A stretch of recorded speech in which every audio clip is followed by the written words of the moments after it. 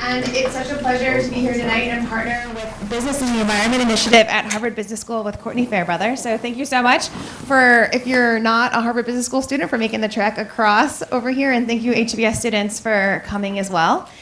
And this is part of a series that we call Careers in Climate Action Speaker Series. And we highlight each semester 3 different career pathways in various industries and sectors. And today's focus is on careers in climate and sustainability consulting. And we have 3 fantastic panelists with us tonight that I would like to introduce to you. So first we have Oliver Badenhorst, who is a graduate of our MBA program here from 2020. And he is now a principal at Boston Consulting Group, specializing in strategy projects within the energy sector, including renewable energy developers and utilities. He's previously worked at GE's offshore wind business, and he also holds a Bachelors of Law and a Bachelors of Commerce and Finance from the University of Queensland. So thank you so much for joining us today. And we have Naomi Davy, who graduated from the college with a BA in 2022. She is a sustainability consultant at Coho Climate Advisors, which is part of ERM Group. And Naomi's work focuses on renewable energy, climate, and water advisory.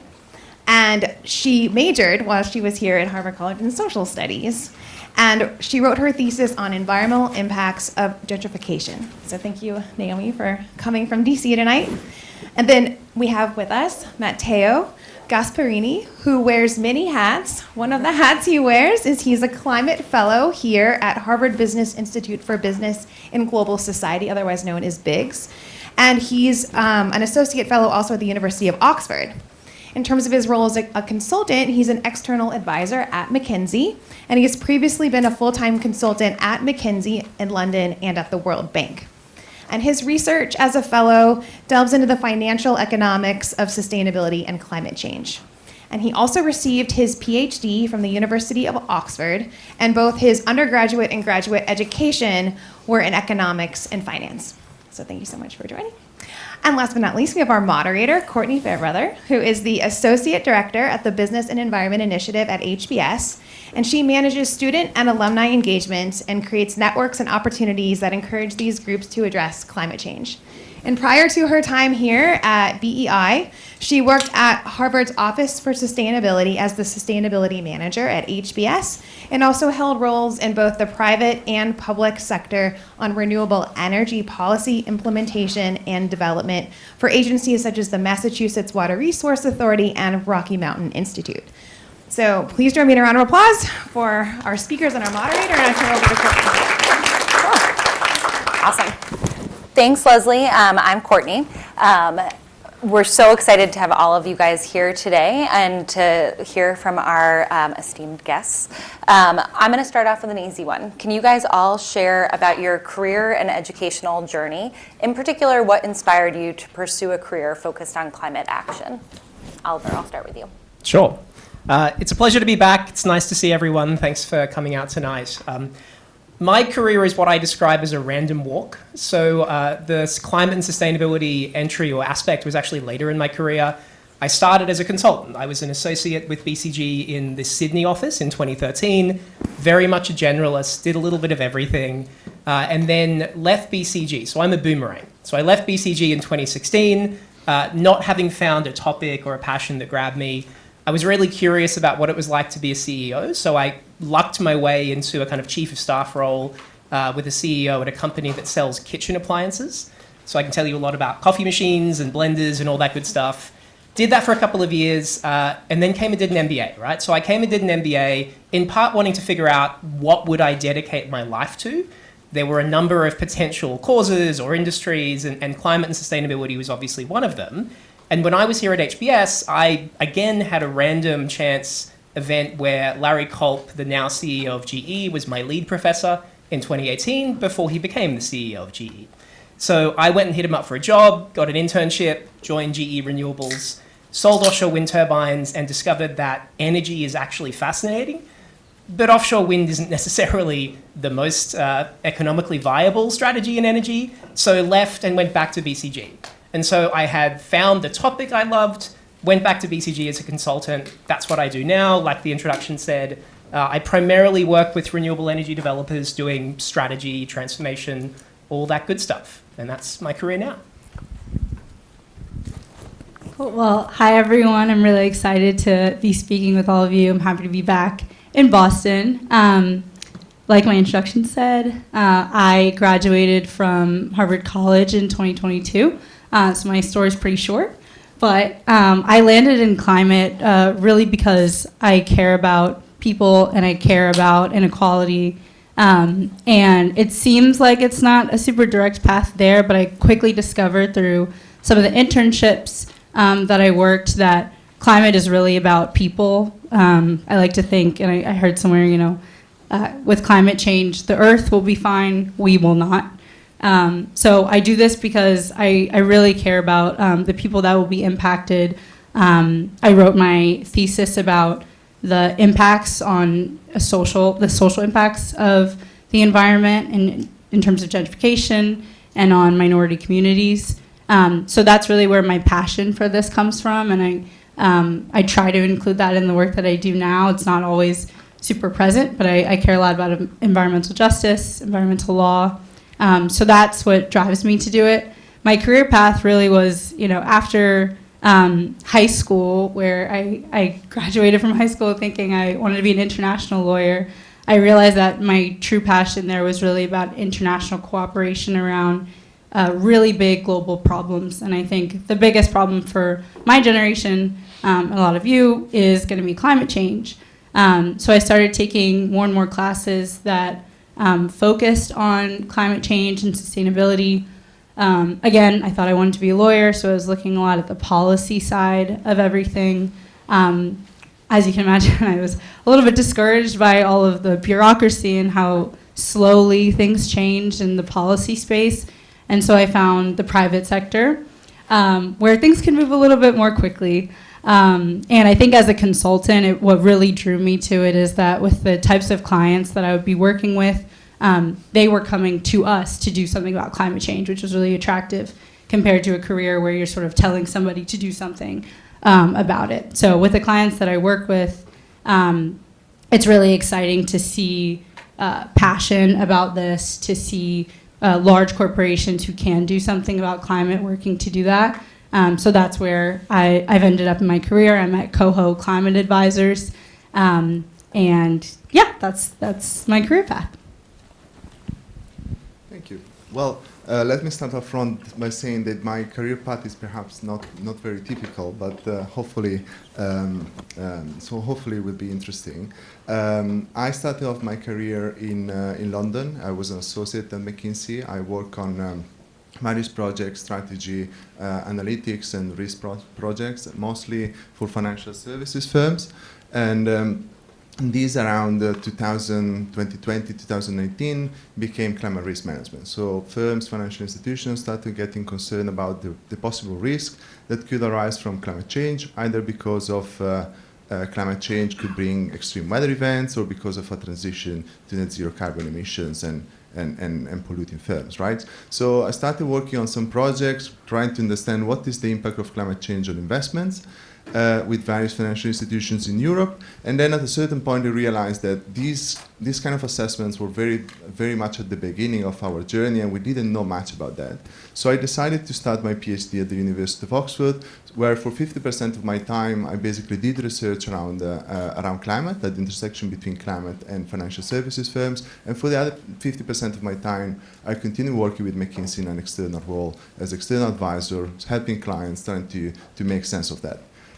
Throughout this journey, the appetite to work towards climate action increased. Then I started also working around climate strategy, how we set up net zero target, how we set net zero transition plans. And then I started also working around more broadly the strategy for financial institutions on how to transition to net zero carbon emissions. So it kind of moved from a risk perspective to a more strategy perspective. And more recently, this became how do we make sense of this from a data perspective. So you might have heard about a lot of regulations coming up in Europe, the CSRD, the EU taxonomy, and so on and so forth. So really try to answer the requests from supervisors, financial supervisors and regulators around climate data and disclosure.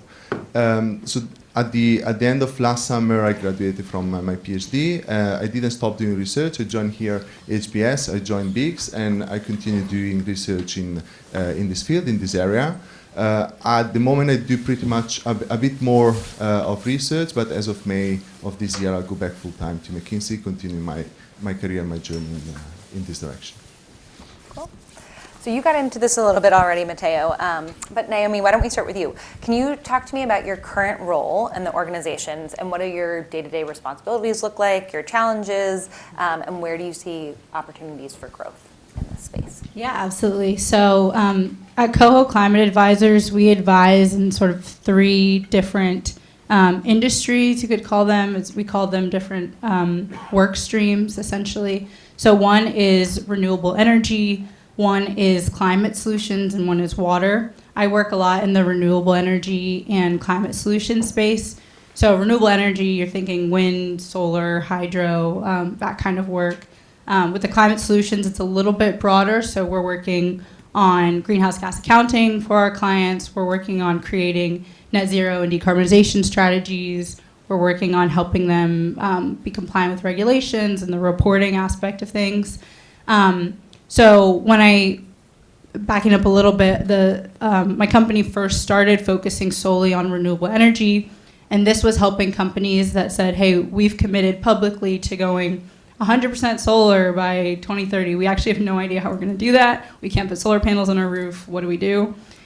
So we help with that, and we helped with really large-scale transactions of putting renewable energy on the grid and helping our clients be the ones that essentially finance that. So a lot of developers, when they're looking to put more renewable energy on the grid, they don't want to just rely on general revenue from the public.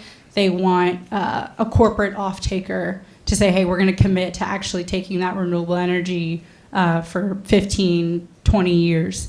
And so we help bridge that gap between someone who wants to build a large-scale solar project and a company that has a climate commitment and they want to claim credit for that large-scale solar project without building it themselves. And so these transactions are called PPAs. They've really driven, at least in the US, I know in Europe as well, a lot of the growth of renewable energy on the grid. So maybe one of the things I like to do is when I'm flying in an airplane, you can see above like lots of different solar arrays or wind turbines down there. A lot of that you can thank corporate off-takers for. And so that's a lot of the work that my company does. And as an associate with my company, I help sort of read through the contracts, run the economic forecasts for our clients so that they're not losing too much money off of these deals. So the day-to-day is lots of Excel, PowerPoints, explaining to the client why this is a good deal for them, doing the risk analysis of all of that. And then on the climate solution side, that's really developing the strategies for getting to their decarbonization targets that they've set. So the day-to-day is a lot of that financial analysis as well and doing research on what the best strategy could be for that client. Oliver, you want to go next? Sure. And I'll actually just echo something Naomi said. I love looking at energy infrastructure. I actually just bought a photography book by a colleague of mine that's specialized in energy infrastructure. I bore my wife to tears about high voltage power lines. I think they're awesome. So what is my job? So look, I think most people in this room know who the Boston Consulting Group is, traditional management consulting firm. I am part of the consulting track, so I'm part of the client services team, and I lead project teams. So, very typical what you would think there. But in terms of what we actually do, there's lots of different consultants out there, right? It's a huge universe. There's technical consultants, legal, financial, all kinds. Firms like BCG, we tend to get brought in for really big questions, right? I do a lot of strategy projects, which is working with a firm, in this case, big utilities, big independent power producers, renewable developers, thinking through who do they want to be as a firm in 5, 10, 15 years, and how do they get there? And to do that, you're asking a lot of questions. How is the industry going to evolve? What's happening with technology? what's their competitive advantage and where's the kind of lane that they could legitimately win in that industry, and then what would they need to do to get there. One of the reasons I love my job is everything's changing so fast in the energy space. You know, those questions are incredibly difficult to answer. You typically can't, and so you're thinking through potential scenarios of what the future could look like and how would you act if X happened or Y happened.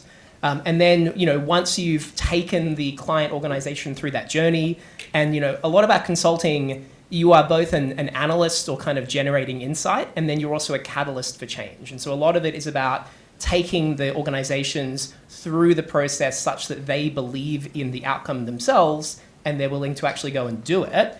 Once you've gotten there, you then have to help them with the implementation. There's lots of different teams at BCG that do many other things as well, but that tends to be my dominant mode of work these days. Cool. And Matteo, do you want to talk a little bit more about the role you're returning to when you come back and kind of what that work will look like? Sure. Yeah. Well, of course, at McKinsey is very similar to what Oliver just described, right? We do that in a very similar way. I would like perhaps to give you a sense of the type of projects that I worked in the past, and then give you a sense also of what expects me in the future as well.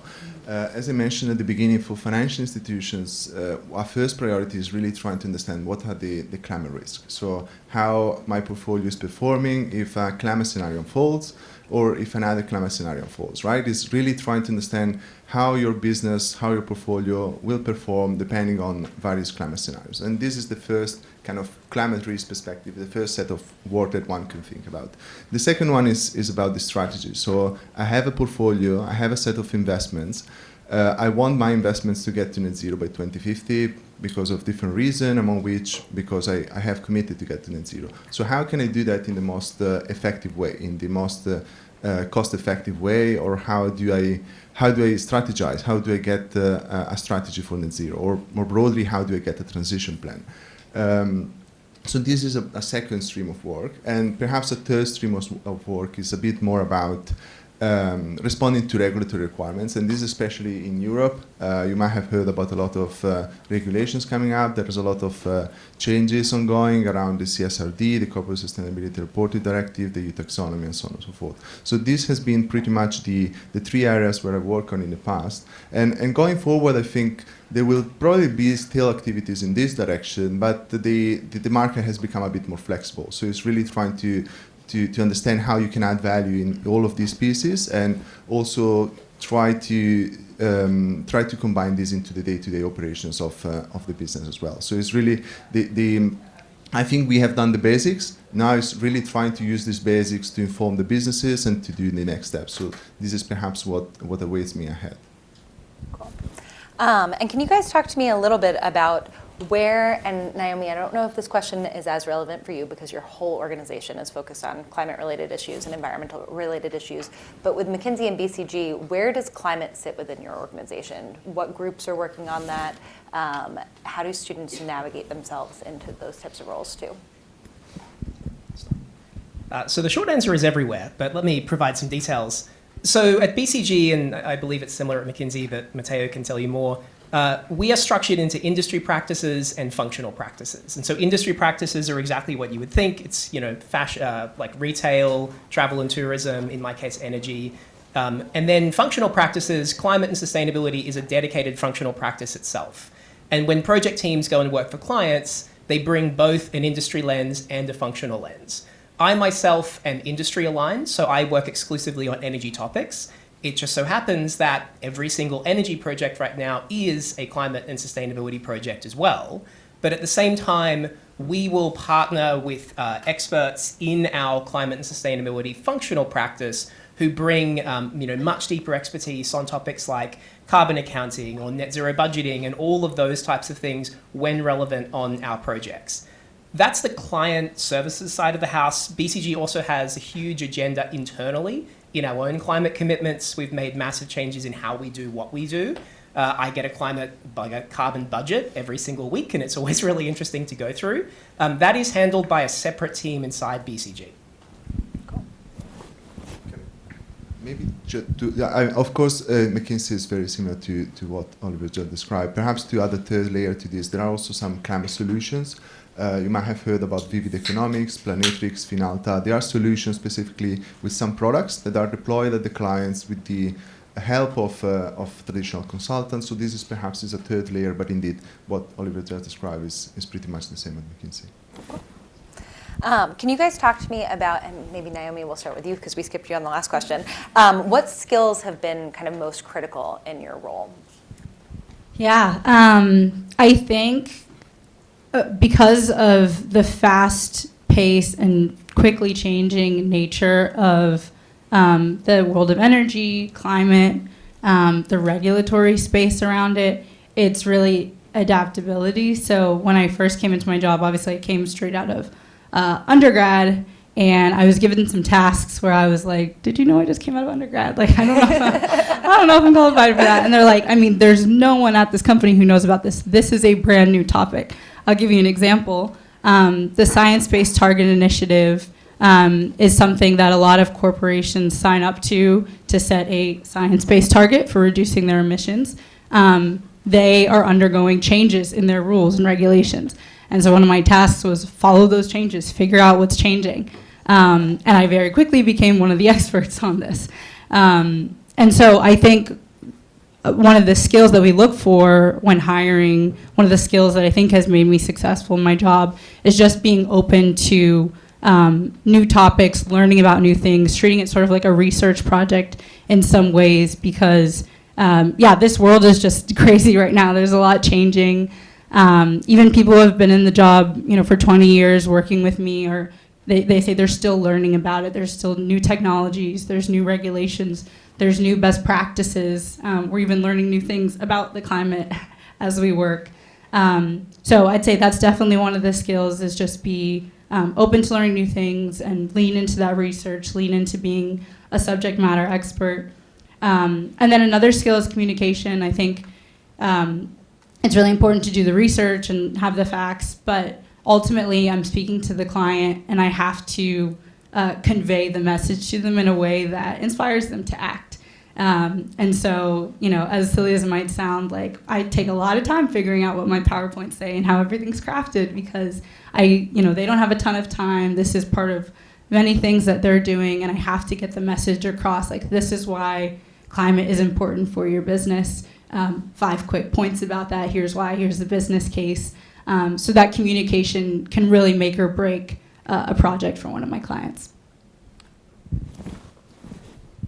Yeah, no, I totally agree with you, and I think technical skills are very important and getting more and more important. I've got a feeling that perhaps I might be wrong, interesting to hear your thoughts, guys, as well, but I feel we are moving from a generalist world to a more specialist role, and especially in climate, there is a lot of new things coming up every day.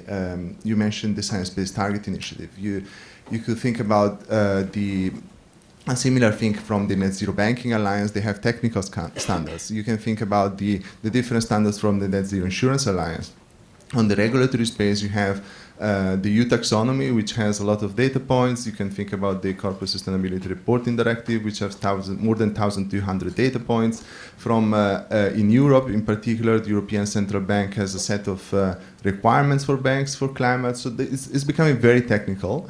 And I think in climate is also becoming is naturally becoming very interdisciplinary.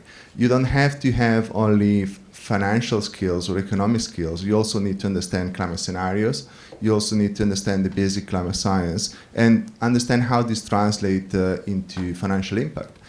So I think it's also very important to have interdisciplinary skills and not only speak to your field, but speak to other fields as well. And climate science is perhaps only one. It might also be interesting to look at the social aspects, the political aspects. I feel you really need to get a broader sense outside of your discipline to get a sense of this. So, excuse me. So one of the things I love is I don't disagree with anything Naomi or Matteo said, and I'd love to get a beer and have that conversation with you, Matteo, about expertise versus breadth. But I do think, in my head, I separate it into two different buckets, right? There is the craft of being a great consultant, and then there is the knowledge about the thing you're consulting on. And they're both really important, but they are separate. The knowledge is exactly what Matteo was just describing, right? Like, the world is getting more complex, more specialized. These fields are evolving incredibly quickly. Naomi said it well, just being curious and being a great research analyst and like genuinely knowing your field and staying up to date on the cutting edge will serve you incredibly well. And part of being a good consultant is being able to do that fast, right? But then there's the like craft of being a consultant itself. Consulting is fundamentally a people business. You are trying to get someone else to agree with you and then do something with that information.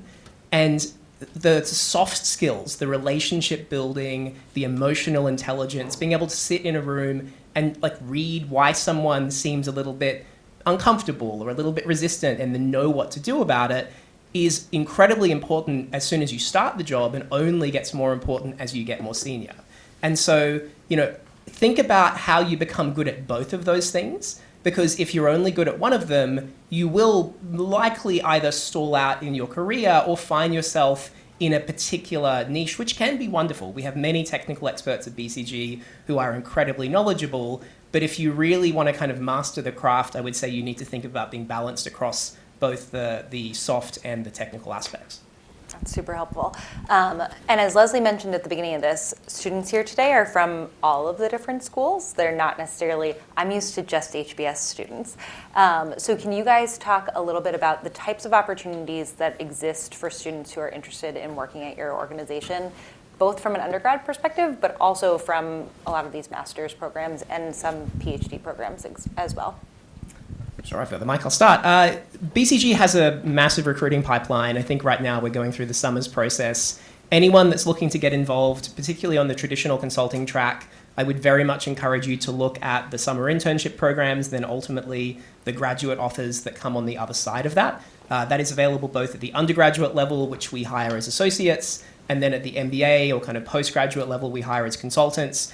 We also do take candidates in between. We call them advanced degree consultants. They come in at various levels depending upon their background to date. We also have other opportunities in the business services team, in specialist technical teams. Those are all advertised on the website. I'm not as deep, but if anyone has questions, I'm happy to connect you with the recruiting team. Cool. Yeah, so I think we do a similar process. We do a cohort of analysts every year, and we also do a summer internship. Usually that turns into return offers where you join the next cohort.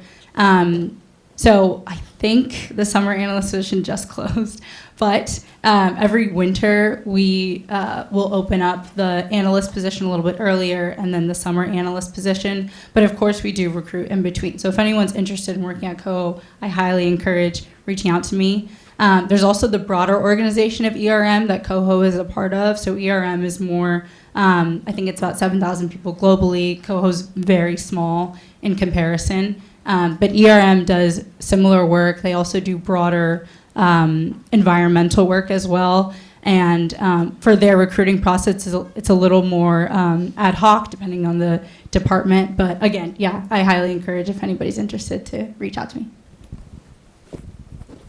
Well, yeah, pretty much very similar process and set of opportunities. And perhaps I would like maybe to share a reflection more in general. As some of you might know, the market last year and this year is a bit slow, right? So I think it's important also to try to navigate the market, really try to find a niche where you have an advantage, you have an edge. And really trying to understand where you can bring value and how you can be different compared to other candidates. But pretty much I would be surprised if McKinsey had different processes and different set of opportunities. Yeah. So I'm going to warn you guys, I have 2 more questions and then I'm going to turn it over to all of you guys for questions. Advice for students who are interested in pursuing careers in this space. Do you guys have any specific recommendations for those who are interested in joining? You talked about skills earlier, but anything that you feel like you did that helped you get roles in this space? Yeah, I can start here. I think my advice would be, and something I wish I had known back then and someone would have told me, is I think because of the nature of this field, at least with my job, you can very quickly become the expert on something, but you should definitely take your career by the reins and control where that goes. You don't want to be pigeonholed into anything. You don't want to become the expert on something that is not of your interest. You want to follow where your interests are, be open to everything, but also just be in control of that. Don't let other people tell you this is what you're going to do. Make sure you're, raising your hand and volunteering for projects that seem really interesting. And I think because of the nature of this industry, it is pretty malleable in the beginning. So you can find lots of opportunities, and you can really control where your career goes. And there's a lot. It's evolving. Like, you could be at the cutting edge of something. You could be innovating something new. You could be bringing a new perspective to the industry. I talked about my interest in environmental justice in the beginning. This is something I really tried to do at my company. It wasn't being talked about a lot, but of course, especially during the Biden administration, there was a huge emphasis on environmental justice. And I encourage my work to be thinking about that a little bit more. We're going to be getting questions from our clients about that. How are we integrating that into our work? And so really, pushing that, even if there's not a space for it, shaping the kind of career that you want wherever you're working. Or if your job isn't offering that, thinking about where you want to go next with that. But I highly encourage you to, shape the career that you want and not let anyone shape it for you. I find myself agreeing with Naomi and Matteo a lot. Maybe uniting the last two comments, I always encourage people, when I'm doing mentorship or giving advice, to be highly directed in the long term and opportunistic in the short term. And what I mean by that is you should all have a vision of kind of who you want to be, the kind of work you want to be doing 5-10 years from now. And then if that's where you want to be, there are a series of experiences or skills that you need to have to be able to get there. And you have those on a short list, and then you opportunistically look for opportunities to pick those up. And depending upon how hot or cold the market is, which random lucky break you get, who you meet, you will get those in a different order of priority. But there are many routes to the same end destination. You just, as Naomi says, have to know what your particular desired destination is so that you can be the captain of your own ship. I do fear sometimes that people latch onto the easily understood paths like BCG's graduate program applications, because obviously it's well advertised and everyone knows it. And it's great, right? I'm not discouraging that for a second. But if you don't want it or don't get that, there are many other ways you can get to the same end place. You just have to know where you need to get, where you're trying to go to. Yeah, no, let me continue our discussion. I totally agree with you. And I think especially these times, we should be flexible, right? Because there is new policy coming up, and maybe a topic was very hot and then it becomes less hot. So you should really be flexible and try to understand where you want to be in 10 years' time, in 15 years' time, but try to be opportunistic about the opportunities that are out there. And I mean, an example is perhaps my PhD. It's not, as I said at the very beginning, it's not a very typical career path, but I try to look beyond the 5 years and try to look on the long horizon, where I want to be, what I want to do, how I want to be perceived by my clients. And even if in the short term it might have not been valuable, I think in the long term is valuable. So in a nutshell, what I wanted to say is that being flexible is very important. Try to follow maybe different paths compared to the traditional paths. We see a lot of people with traditional paths. I think now to really be different compared to other people, you have to think about how do I differentiate myself compared to others. So maybe sometimes thinking outside of the box is also useful. And maybe one last consideration. I feel in this world we are pushed to become more and more specialized in one field, but that's also risky, right? Because if that field is suddenly very very hot topic, then you're lucky. But if the field dies out, then you are in a very dangerous situation. So you should also be very flexible in terms of how much I specialize in one field compared to how flexible I am in keeping open different opportunities. I'm actually going to turn it over to you guys. What questions do folks have? Go ahead. Leslie, do you want to? Oh, perfect. Yeah, you can also just stop. Sure. My name's Grace. Oh, thank you. My name's Grace. I'm a senior at the college. I'm studying environmental science and economics. And I'm curious if your workload has changed with the Trump administration and pulling out of the Paris Agreement and kind of like all these new environmental policies. And if it has, where do you see opportunity, especially for someone who's about to graduate? And thank you guys so much for being here. Okay, I'll start. Yeah, this is something that we are talking about every single day. I got out of a meeting today to talk about what are we going to do now that we have the Trump administration. So workload, I think, has not slowed down. If anything, it has increased to try to keep up with the executive orders, with predicting the future. What is the administration going to do? I think energy and climate was already pretty unpredictable. Now I think it's even more unpredictable. I think there's good news there as well. I don't think that this climate action work is going to stop. A lot of the clients that I work with are now just trying to understand, given this new environment, how am I still going to reach my goals? There definitely are some who have rolled back some of the climate goals, and we have to navigate that and communicate to our existing clients about, what does this mean? Is everybody going to go back on all of this work? Are we, completely abandoning it? But I'd say most of the work is just understanding, the incentives that were there before to pursue renewable energy. Are they going to be there? Figuring out PR-wise as well, how are we communicating our climate goals so as not to upset generally, the business community. But, in 2018, after Trump pulled out of the Paris Climate Agreement for the first time, there was a big push from the private sector to say, we're still in this, actually. Like, we're still doing something. And a lot of that is because it is just a good business idea. It hasn't always been, but, solar is some of the cheapest energy that you can get these days. So there are companies that have baked climate action into their long-term plans, and they're still going to. I think really the challenge now is figuring out, in maybe an administration that's not so friendly to this work, how are we still going to do it?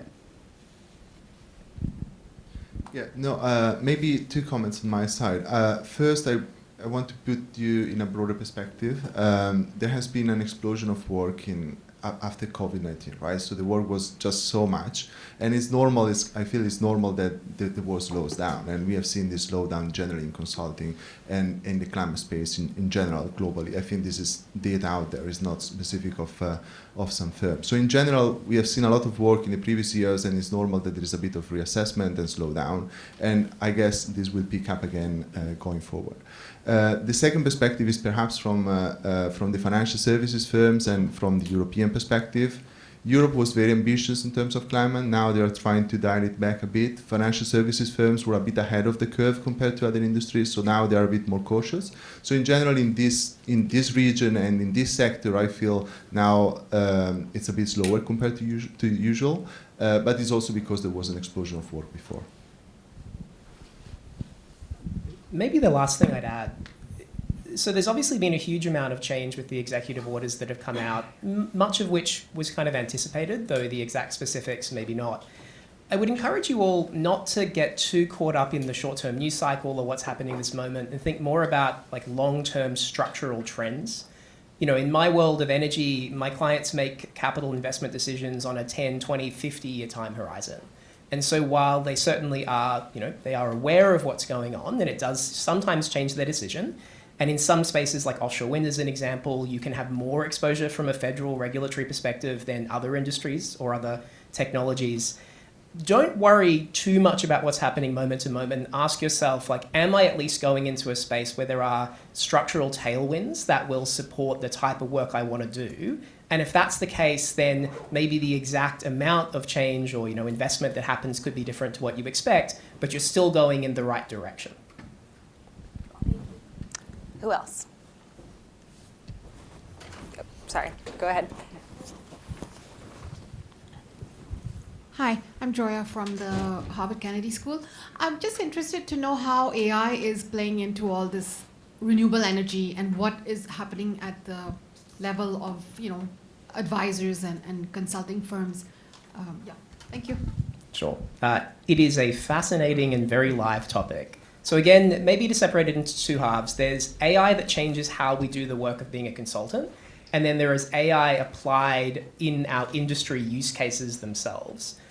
In the first, BCG is incredibly aggressive at all kinds of experimentation. I have all kinds of tools I use, many of which you guys would be experimenting yourselves, some of which we've kind of tailored for BCG. In the industry itself, A lot of this is still being figured out by our clients. I do know, particularly in kind of grid control and moment-to-moment energy regulation, there is a lot of excitement about what AI could unlock there in terms of capital efficiencies. But again, it's a very, very live topic, and utilities are notoriously conservative when it comes to technological change. So, for good reason, right? Like if the power goes out, that's a really big problem. So there's going to have to be a long process to both discover the right use cases, test them, and then ultimately apply them. Yeah, I'd say we're following this for our work for a very specific reason, which is a lot of our clients are sort of taking a long position in future electricity markets. And because of the explosion in AI use and the need for data centers on the grid, a lot of the predictions about electricity demand are increasing quite a bit. So we watch that very closely to try to understand what electricity prices are going to do. And a big part of that consideration is figuring out if the supply can keep up. There's a lot there when it comes to how the grid is managed and whether utilities can actually supply these data centers. Something else we're looking at, and this is a personal interest to me because obviously I care about climate change, is wanting to make sure that fossil fuels aren't brought out of retirement to supply the data centers, because they use a ton of electricity, they use a ton of water, and while it can be a really good thing for a lot of different industries and for the economy, I think a big challenge right now is making sure that this increased demand and electrification and moving in one direction doesn't simultaneously, backtrack our climate progress. I think you had a question next. Yeah. Hi, I'm Lorena from HKS. I also work for USAID, or used to work, I don't know. I'm by now here as a scholar. But my question is based on the investment of USAID in climate. Like, how does this affect your organizations or you as a consultant, because it was a bunch of money coming for climate and it's not there anymore, hopefully for some months, meanwhile happening something constitutionally. But how does this affect you? Are you thinking about like another investor, maybe about China investing in these companies? I know you're consultants, but maybe you have some information about it. Yeah, no, maybe again some broader industry trends. I feel the financial services firms are definitely more cautious in this space from different perspectives. One perspective from the investments, they rather invest in assets that are safer or already existing rather than start new projects. So this is just an example, but be a bit of more cautious on the investment side. And on the other front is more about how businesses, more broadly around sustainability issues. We have seen a lot of firms are now pulling back on their net zero targets. We have seen some firms try to rethink about their targets, so a bit more less ambition compared to before, if you want. So it's a bit of a wait and see, pulling back in some of the activities that firms were particularly ambitious before. And yeah, these I think are the two broad trends in the industry. So Lorena, I'm sorry that you're going through that uncertainty right now. I can't imagine that. Maybe just to add to what Matteo said, one thing that's important to understand about investments in this space, and from an energy perspective is how I look at it. It's incredibly difficult for firms to make these investments, right? Because renewable energy is capital intensive, the capital is front loaded, and you're asking them to invest huge sums of money in projects that have incredibly long lifetimes with huge amounts of uncertainty. One of the reasons that Matteo is absolutely correct that firms tend to prefer investing in already existing projects is those projects have passed through the eye of the needle, right? They've gotten through all of those stage gates that could cause a newer project to fail, and so the risk profile for something that is already in operation is just very, very different. So I say that just, we often get frustrated at firms for taking that wait and see attitude and not putting the capital in the ground. But the best thing that we could do to incentivize that is to reduce uncertainty. And unfortunately, a lot of the changes, particularly in the last, month, have only increased the uncertainty that these firms have to deal with. Go ahead. The question is actually triggered by the question on AI. Oh, I'm Angela also. I go to HBS. And I was wondering, it's still very early days with DeepSeek, but because of that, has there been any changes overall in energy strategy at any of the firms that you work with? And has there been any lower projections for the amount of maybe electricity or water or anything else that might be needed? So this is breaking news, right? Literally, I think firms are still reading the paper and trying to figure out what's happened. What I would say is this. There was already, before AI, very, very strong projections for electricity demand load growth in the coming decades, right? We need to electrify a bunch of primary energy use to reduce the carbon intensity of our activities. That was true before AI, it's true now. All that AI did was add on top of that, and then DeepSeek has just thrown a gigantic question mark in the middle of all of that, which is maybe you don't need as much energy for AI data centers as you thought you did.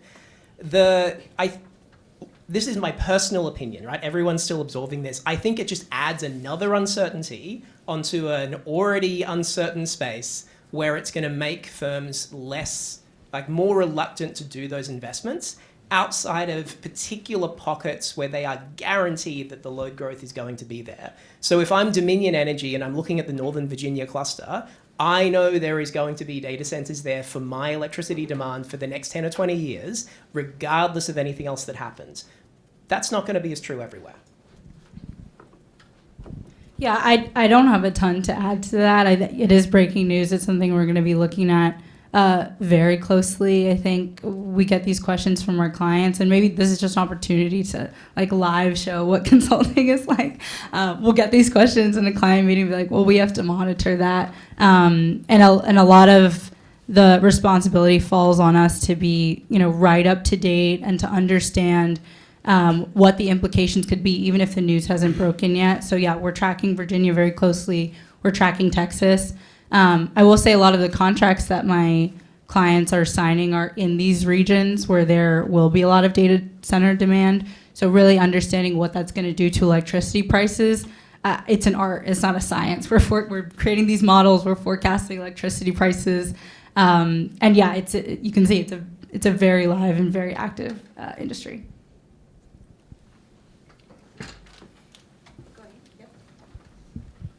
Hi, I'm Andrea from HBS as well, first year. Thank you for coming. I was wondering a bit on the renewable energy side, since that energy is so variable. How do you guys view storage solutions, especially as new technology is coming out all the time? And also with the added complexity that a lot of the batteries come from China and now we have new tariffs. Yeah, I can take that one. So part of the reason, we're looking at electricity prices for my clients. What that variability does, especially with solar, is create something called a duck curve in the middle of the day. Essentially, there's a ton of sunshine in the middle of the day when there's a lot of supply, not as much demand, everybody's at work, nobody's running their washing machines, electricity prices tank. And so for our clients who are invested in these electricity prices being as high as possible, while they're invested in solar projects that are getting zero revenue at that time, that can be a really big problem. So markets where this tends to happen a lot, you can imagine where it's very sunny. California, there's a ton of solar build out. There's increased solar build out in Texas as well because there's a lot of good land there, good sunshine. And so these are also markets where they're really targeting putting batteries co-located with the solar projects. And what that does is sort of flatten out the duck curve. So during the day, while the sun is shining very bright and nobody's using any of the energy, it's charging up that battery. And then at night, when they might need some of that energy again, they deploy that.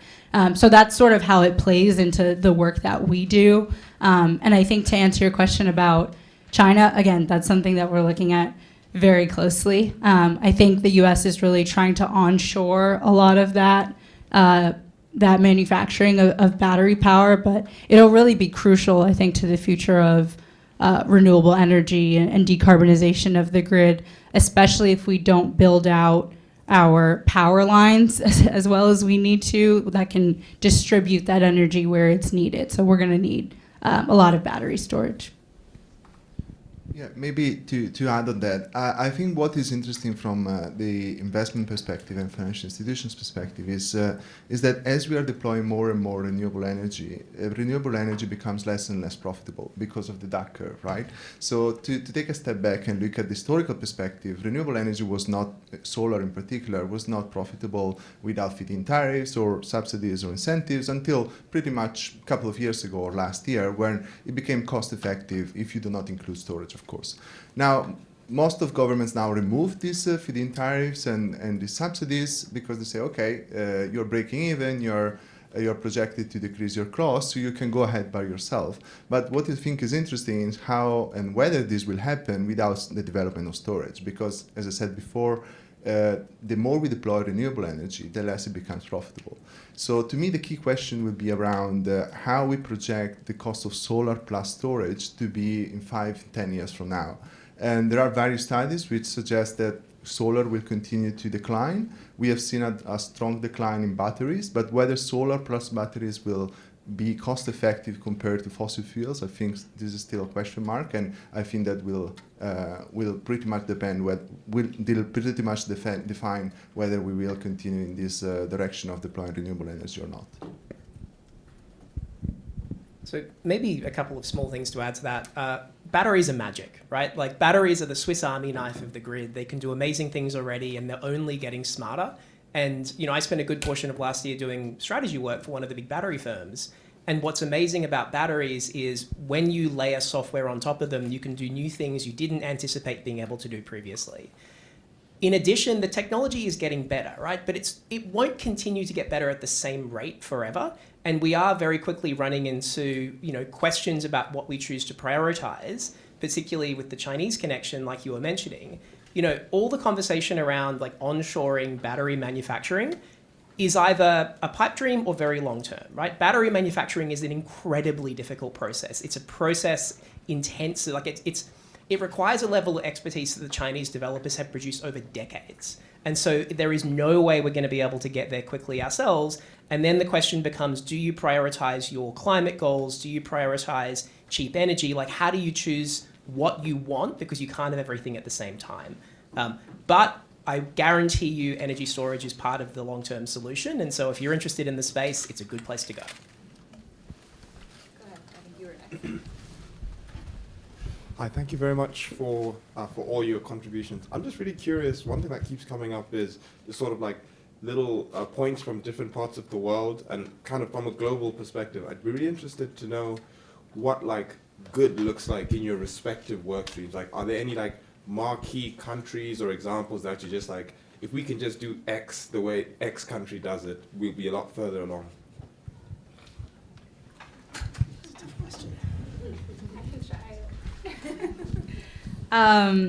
Thank you for your question. I think it's a tough one. I think it is geography dependent. A lot of people will look to Europe to say, they're doing everything perfect. They're really ahead of the curve on a lot of the decarbonization strategies.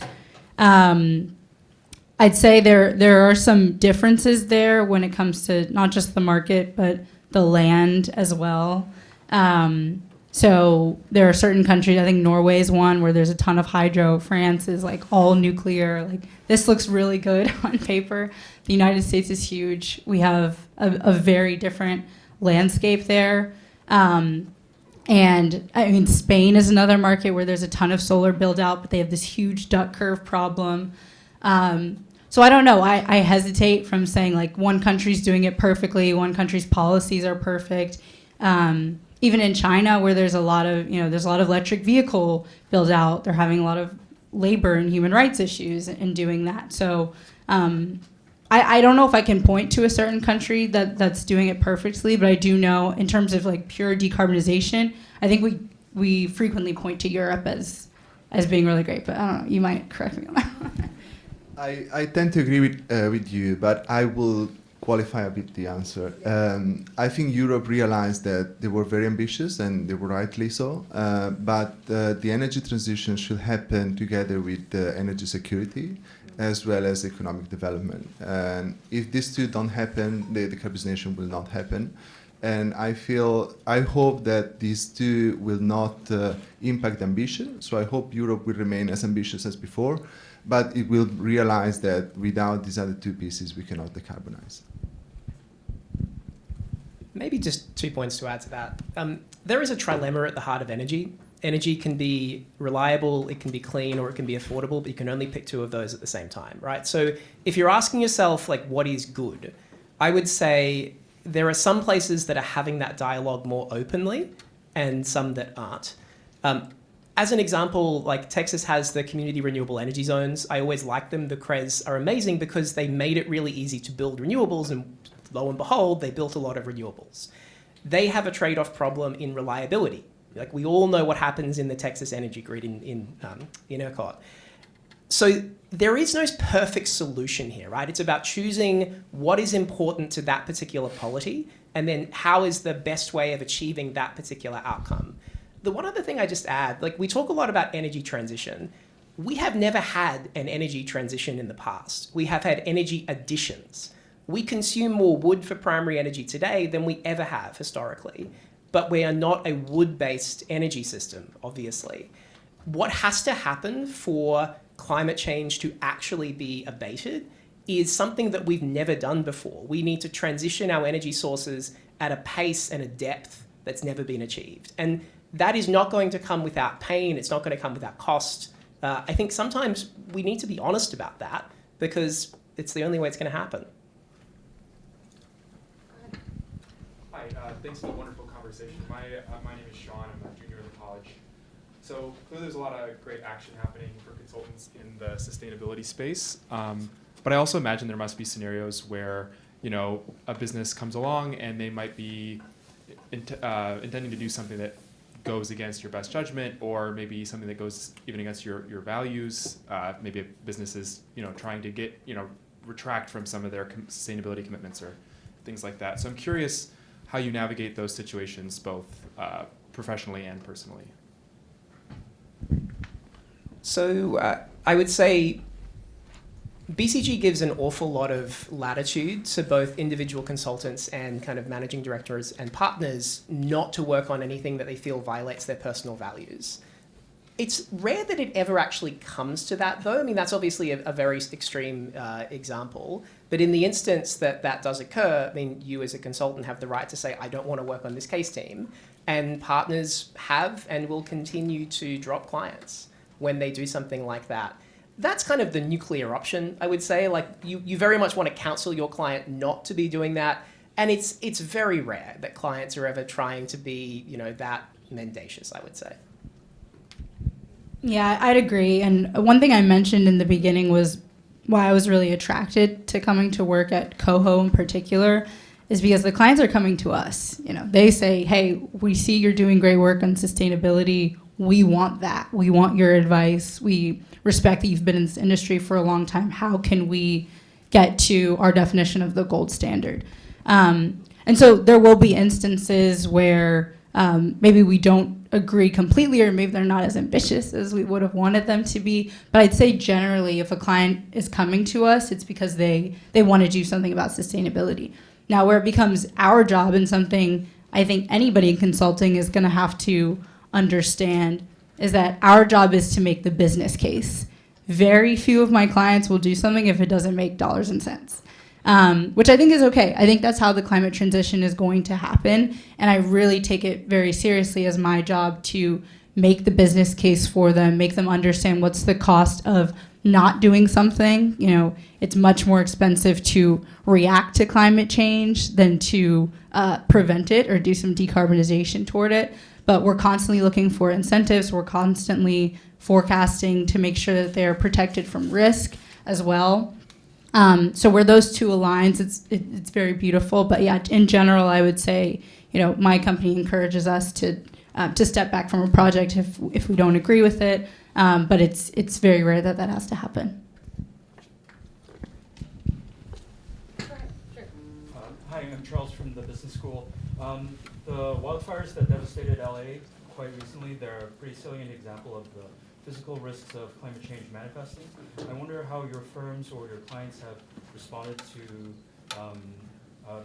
this development, and if there's an increased sense of urgency to undergo climate transition or energy transition or things like this. And also, Matteo, if you could comment on the financial services industry, because as I understand, it's quite hard to get insurance for your home. A lot of insurance companies have pulled out. Yeah, so very good point. Two comments. So first of all, I don't feel what happened in LA really changed the narrative in a sense. And let me explain why. Financial institutions are carrying out climate risk assessments anyway, so they are trying to understand how events like what happened in Los Angeles could affect their investments. So what they're doing from a climate risk perspective, they were already doing it, and pretty much all banks now worldwide are doing that. So I think in that case, LA was not something that brought a realization that we need to do more climate risk assessment, because banks were just aware of it. Financial institutions were already aware of that, and they were already doing the work.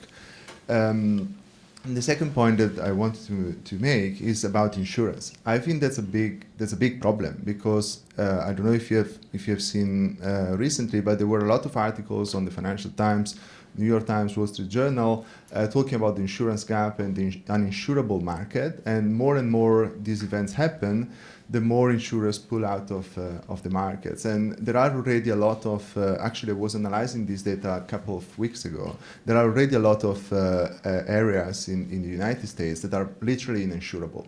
And this will become a problem, because either homeowners or in general the public will suffer the losses, or someone will have to step in.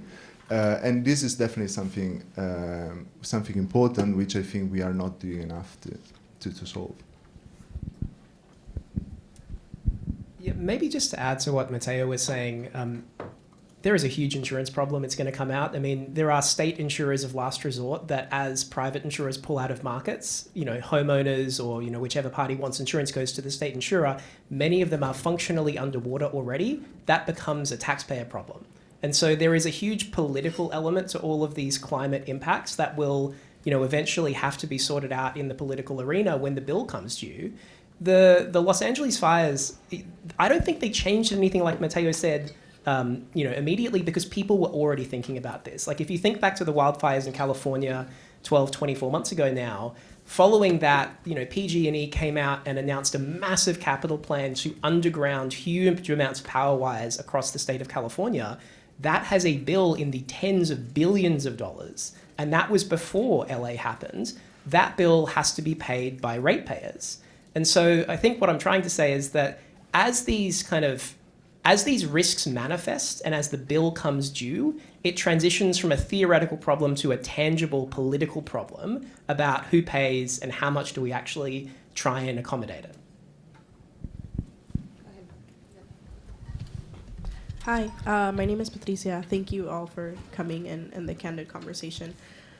So my question is more around, in the beginning of this talk, some of you mentioned that there's also a need to have specialists within the climate change consulting world. So I'm curious to know, what do you feel from your point of view, and perhaps from your individual firms, but what do you feel are the new specialists that will be needed in terms of separate markets, let's say utility, electricity transition, construction, agriculture, all of that.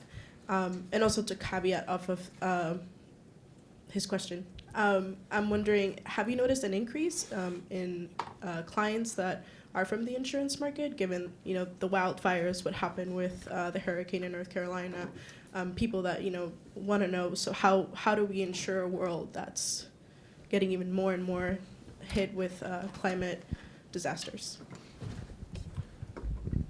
Yeah, perhaps I'll start with your second point. Insurers are the best ones at assessing risk, right? It's their business. They have catastrophe risk models, so they knew that. They know how to do that. And I think they are well positioned to understand how this works. So I think this hasn't really changed much. The issue has become more salient because, of course, when these events happen, it becomes more salient. But I think insurers were very much aware of what was coming more at the system level and what will be coming, actually. On your first point, perhaps I can give you some examples from the financial services sector. I was speaking to a major US bank a couple of days ago, and they are really ambitious in their climate risk assessments. They really built a team recently of more than 50 people, and they hired people with very different interdisciplinary skills, very technical skills. They're really trying to understand how climate scenarios are created from looking at macroeconomic models. So how these models project the scenarios, what are the impacts on the supply chain, so how we can use network effects and network analysis to look at the cascading of the impacts through the supply chains, and really try to, so I think the most ambitious clients and the most ambitious firms are really trying to go beyond the minimum viable product of just plug and play whatever solution, whatever scenario, and this is of course influencing the skills that you might need to have, which are more climate science skills, more kind of specific industry skills, or more technical skills in general, just how to run the scenarios, how to understand these models. I think these are probably the skills that we'll need more. Yeah, I'd say some of the skills that are super useful in the work I do involve the greenhouse gas accounting skills. That's a super complicated space. I'm trying to understand it myself. But as I mentioned before, the rules and regulations are changing. And it's really important if you want to reduce something to know how to measure it. And so that's sort of the space we're in now. I wish we had figured that out 10 years ago so that we could start reducing it. But unfortunately, we're still trying to figure out what are our carbon emissions. And that has a financial element as well when it comes to carbon taxes and figuring out for corporations how much are they actually emitting and how much are they projected to emit into the future. I'd say another skill is understanding the grid in depth. The grid is super complicated, and for the work that I do, it's really important to have people who can understand those nuances so that we can forecast electricity prices, we can forecast demand, and we can understand how our clients can respond to a changing grid. Maybe finally, one nuance I'd add on that is when you think about having a skill, right? What I would say is there's two levels of that in my head. One is, am I deep enough to be credible with my client? And the other is, am I the very best person in my firm at doing this thing? And that's my expertise and that's what I do. The former, like my time at GE was invaluable in that I understand large capital project management good enough to talk credibly about that. I know how the grid works. I know how you sell projects, how you sell equipment and all of that. But I'm not the expert in those things by any stretch. On the other side, BCG has a partnership with SAP. We have an incredibly awesome product where you can basically plug this into your enterprise resource platform and get climate projections of your firm based on your underlying financial data. The team that drives that are incredibly specialized, and that is all that they do. So I suppose all I'm trying to say is have a think about, is this something I need to be deep enough in, but I'm not the person? Or is this my job and my passion and my life? And which one do you want to follow? Go ahead. Hi, my name is Muskan. I'm pursuing international development at the Kennedy School. I'm from India. Thank you. My background's in energy policy, and I was just curious to understand how your individual firms views just experience in international power markets, specifically considering you work with US-based clients and markets tend to differ a lot. So just a bit of idea on that. Thank you. So from BCG's perspective, I would say the answer depends a little bit upon what role you're looking for, like what type of work you're trying to do. I think if you want to work in the Indian context, it'd be incredibly valuable. If you want to work in the US context, it's still valuable because you understand, even if it's in an international context, how a power market works, what the various actors are, like the constituent elements. You would obviously just need to pick up the US-specific subject matter knowledge, and particularly if you wanted to stay here long term and build your career in the States, you would need to go deeper. But in general, like if I'm looking to build a team, someone who has experience in the energy space, even if it's international, is infinitely more valuable to me than someone who's coming in completely cold. Yeah, with Coho, we're based in the United States, but we're expanding. And we have a lot of clients who have operations mostly in the United States, but maybe they have some in APAC, maybe they have some in Europe. So we highly value people who have experience there. I'd also say in the voluntary procurement space, so that would be, procuring renewable energy through credits and not the actual physical renewable energy. That's in huge demand for us because a lot of times that's how our companies make progress on their emissions, where they're trading and buying and selling the credits for it, but they're not actually building the infrastructure. And that sometimes transcends market boundaries. So it's super important for us to understand the voluntary sustainability space on a global level because it's a global level. And while there may be some market boundaries, there are definitely some credits, like carbon credits, for example, that can be traded internationally. And it's important to understand how those markets work.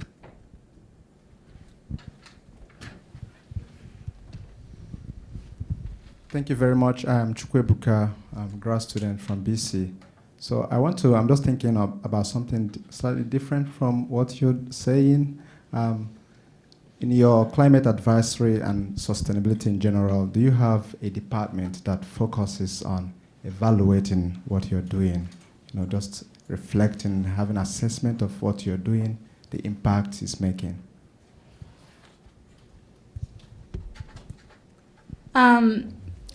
This might be what you're asking, but we have an internal team called our carbon elimination team, and that sort of reflects the work that we do for our clients, but also how we operate as a business.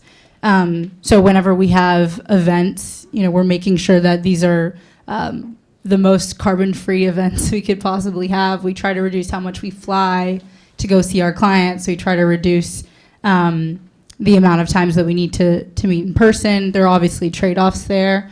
But just generally that, we're walking the talk. But we also evaluate generally, part of the job that I do is looking at what is our climate impact from our client work.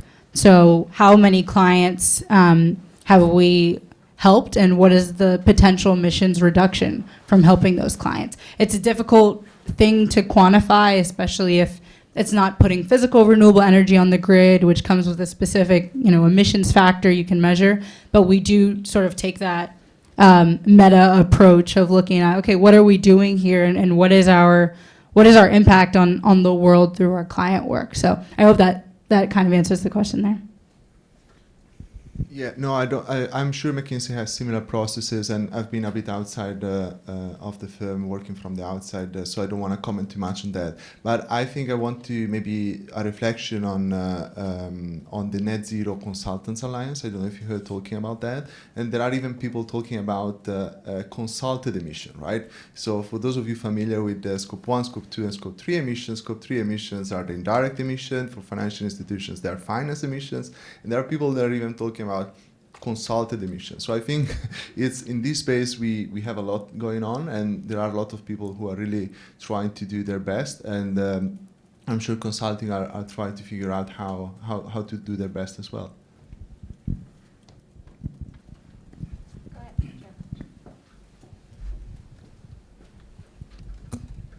Thank you guys so much for sharing. So I'm Zoki from the Harvard Kennedy School. I have two questions, so feel free to answer one or two of them. So my first one is energy related. So from your experience working with the private sector companies, what role do you think they're playing in terms of energy diplomacy and energy security issues, especially considering securing transmission routes or supply chain for the grid expansion? And my second question is more career-based. So in terms of, from your firm's perspective, are there any specific new trends that you observe in the energy industry, considering we were also been talking about AI's integration into energy industry? So are there any other things that you think might be getting trendy in the future? So I say this with love. I think energy is about the least trendy industry I can imagine, because everything changes very, very slowly. But that's also a good thing, right? Because it means that you will have a job if you go into energy. It's pretty much guaranteed. So I'd say from a career perspective, if that's something you really want to do, find just a way to break in, and then you'll navigate your way to the part of it you want. If you want to join an equipment manufacturer, if you want to join a consultant, if you want to join a utility, if you want to join a developer, they're all great options, and you can go wherever you want after that. The first kind of energy diplomacy, I'm not sure if I'm specifically answering your question here. I'd say, from an energy diplomacy, that's generally what happens at the state level, like the meta-state level. I would say companies will do as much as they can, right? Like there are so many organizations out there that would love to deploy more capital if they could get the approvals for their projects. And particularly from a transmission perspective, like it's really, really difficult to build transmission infrastructure. As soon as you cross like two different jurisdictions, whether it's state level or even just county level, you get into a world of complication. And so I would love to see permitting reform at the federal level. I'm sure there are many other people that would as well. I'm not sure if that directly answers your question, though. Maybe some comments on your second questions, and not specifically on the energy sector, but more generally on the financial services, which I think might actually be leading compared to other sectors, and maybe this can cascade down to the energy sector later on as well. So there has been a lot of discussion around climate, but climate is one of the broader problems around biodiversity and nature, right? So now financial institutions started talking about biodiversity risk. So what is the risk of a collapse of biodiversity in some specific areas on my investments? Or what are the nature, how we can improve nature? How we can be nature positive. So these, I think, are two trends in the financial services industry. I'm not sure those will be as effective as climate, because in climate change, the business case is quite clear. For nature, it's less clear, but I think these are two trends that I've observed in the financial services industry. I'm just going to make the mic runner go back and forth.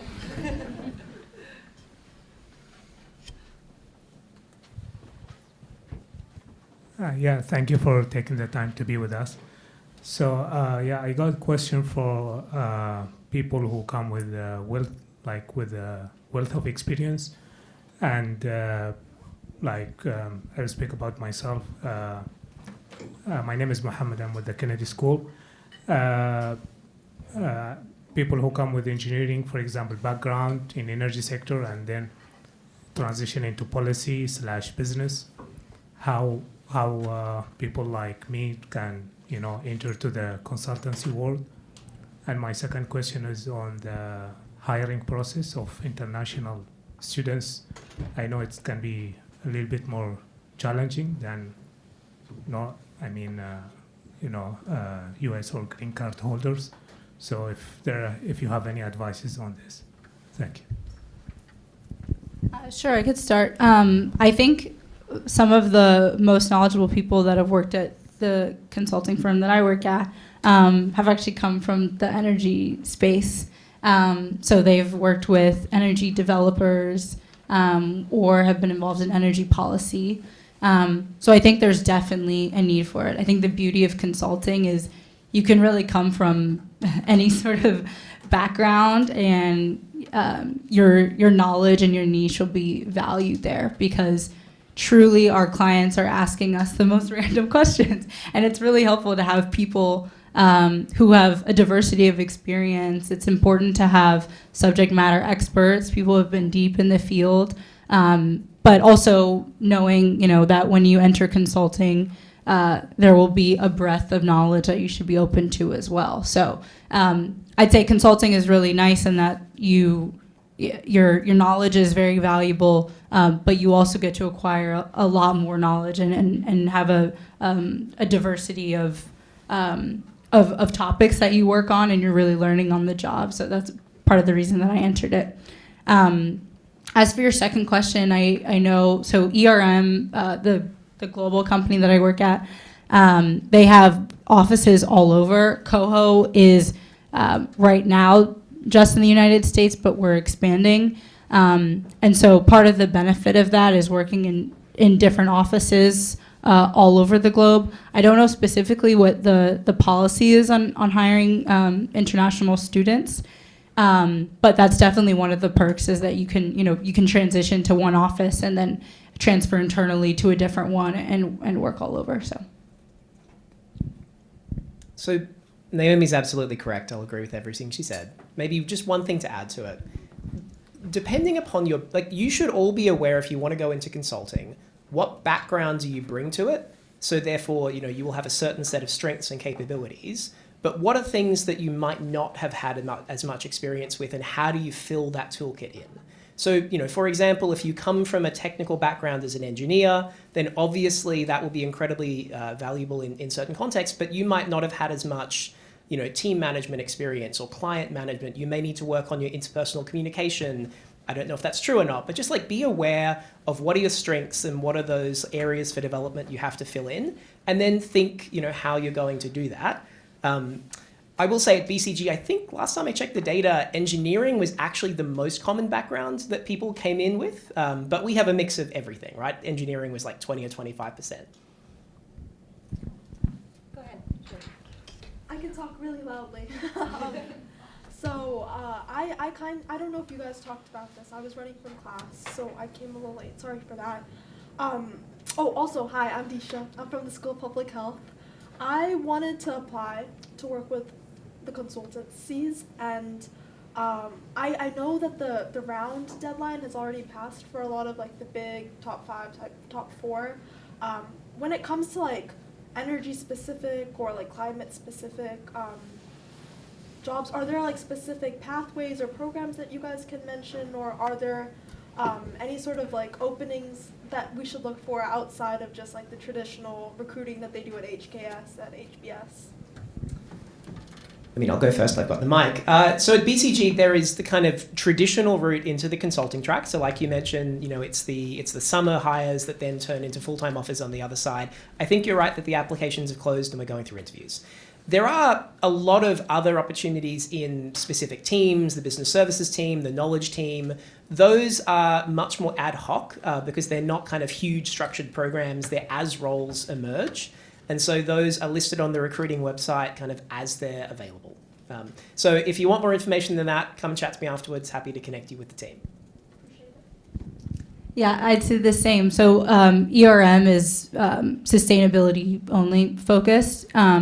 So within that, there's no specific track you'd have to be on. But our summer internship application either has already just closed or might be closing very soon. So I'd encourage you to check it out. But yeah, if you do miss sort of that deadline, there's also the ad hoc work as well. So it's probably very similar. Cool. Well, if there are no other questions, I just want to have a big round of applause for our panelists today. Thank you all.